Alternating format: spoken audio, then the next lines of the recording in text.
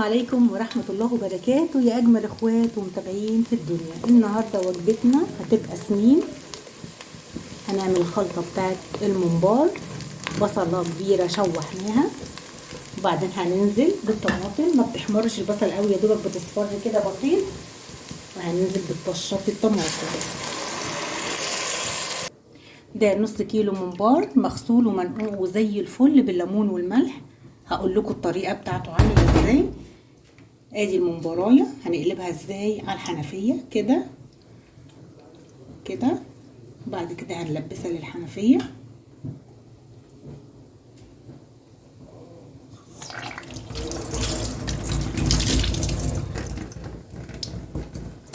سهل كده مقلوب اهو.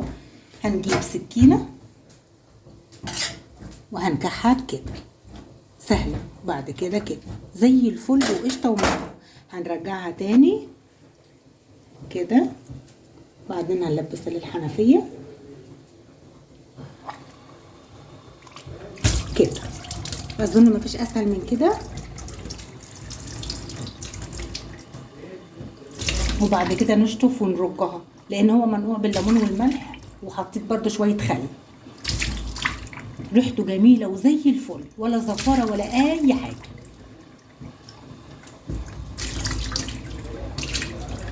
تمام كده تمام كده.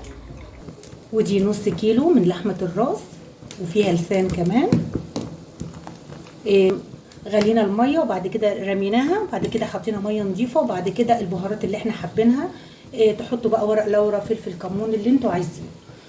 وده نص كيلو من الكرشه، وحته فشه كمان اهي. تابعونا للاخر ومش هتندموا. التوابل بتاعتنا شويه قرفه، شويه جنزبيل، فلفل كمون، 7 بهارات، ومرقه دجاج.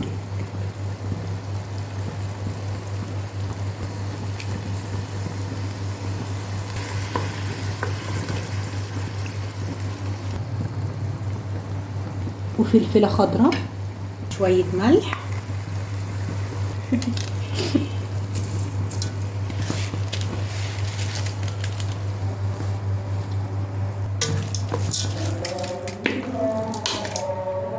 الليمون والخل والملح مخليينه زي الفل، حتى قلبه كمان جميل ازاي اهو.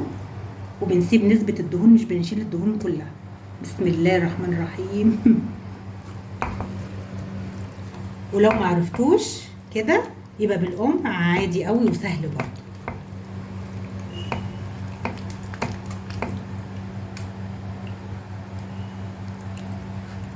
منها سخنة بس الخلطة. سيبها لما تبرد شوية كده واحدة واحدة. بصوا ماسكة، بشد من هنا وماسكة كده، والصباع اللي بيملى اهو. يعني صباع واحد بس هو اللي بيملى معانا الخلطة. سهل، ما نكبسش قوي يعني. بصوا مهوي كده.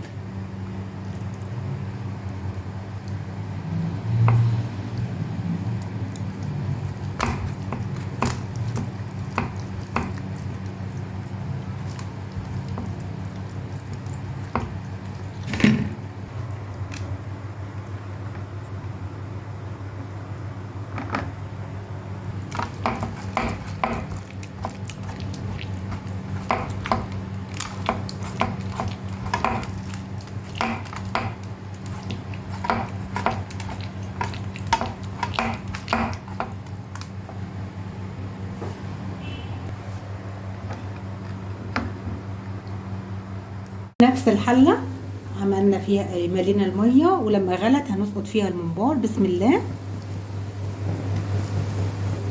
من الطرف والطرف نخلي بالنا. بصوا كده من الطرف للطرف.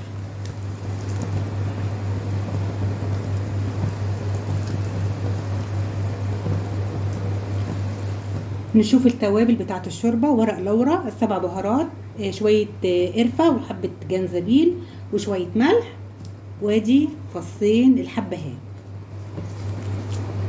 والطماطمايه، وادي بصلايه. استوى معانا. عايزين تعرفوا استوى ازاي؟ لما تبقى طريه كده.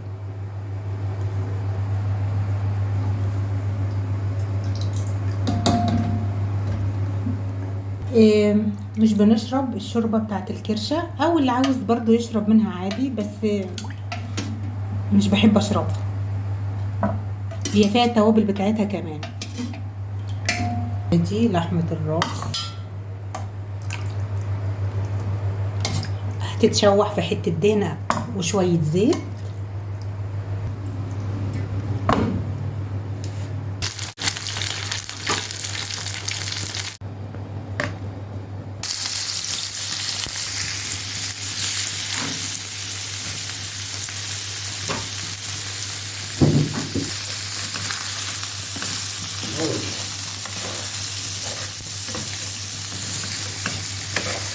نحط التوابل بتاعتنا بقى.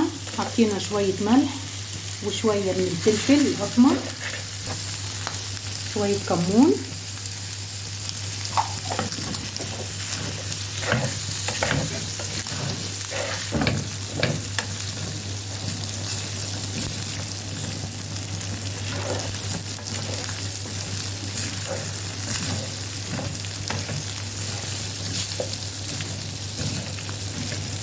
سن المعلقة قرفة،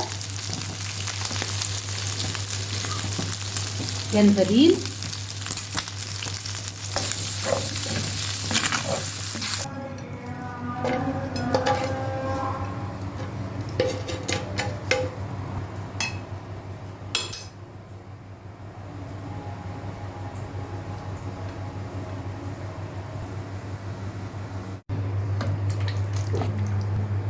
يا رب الفيديو بتاع النهارده يكون عجبكم. اوعوا تنسوا اللايك والشير والاشتراك في القناه. اشوفكم كل خير يا رب. باي باي.